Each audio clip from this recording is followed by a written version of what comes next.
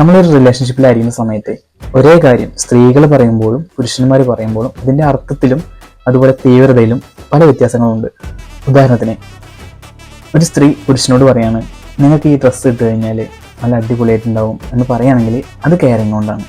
തിരിച്ചിതേ കാര്യം ഒരു പുരുഷൻ സ്ത്രീയോട് പറയാണ് ഇടേ നീ ഈ ഡ്രസ്സ് ഇട്ട അടിപൊളിയായിട്ടുണ്ടാവും എന്ന് പറയുകയാണെന്നുണ്ടെങ്കിൽ എന്തായി? വസ്ത്ര സ്വാതന്ത്ര്യത്തിന് മേലുള്ള കൈകടത്തലായി.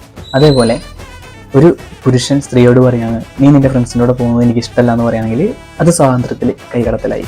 തിരിച്ച് സ്ത്രീ പുരുഷനോട് പറയാണ് നിങ്ങളുടെ ഈ ഫ്രണ്ട്സിനോട് പോകുന്നത് എനിക്ക് അത്ര ഇഷ്ടപ്പെടുന്നില്ല എന്ന് പറയുകയാണെന്നുണ്ടെങ്കിൽ അത് കെയറിങ് കൊണ്ടാണ്, സ്നേഹം കൊണ്ടാണ്. ഒരു ബെസ്റ്റിയെ വെച്ച് തമാശ രീതിക്ക് എന്തെങ്കിലും പറഞ്ഞു വിചാരിക്കുക, അത് ഹസ്ബൻഡ് വൈഫിനോട് തമാശ രീതിക്ക് എന്തെങ്കിലും പറഞ്ഞു വിചാരിക്കുക, അപ്പം അത് സംശയരോഗമായി. തിരിച്ച് ഇതേ സിറ്റുവേഷനിൽ ഭാര്യ ഭർത്താവിനോട് ഏതെങ്കിലും ഒരു സ്ത്രീകളെക്കുറിച്ച് കൂട്ടിയിട്ട് ഇതുപോലെ പറഞ്ഞു കഴിഞ്ഞാൽ എന്തായി?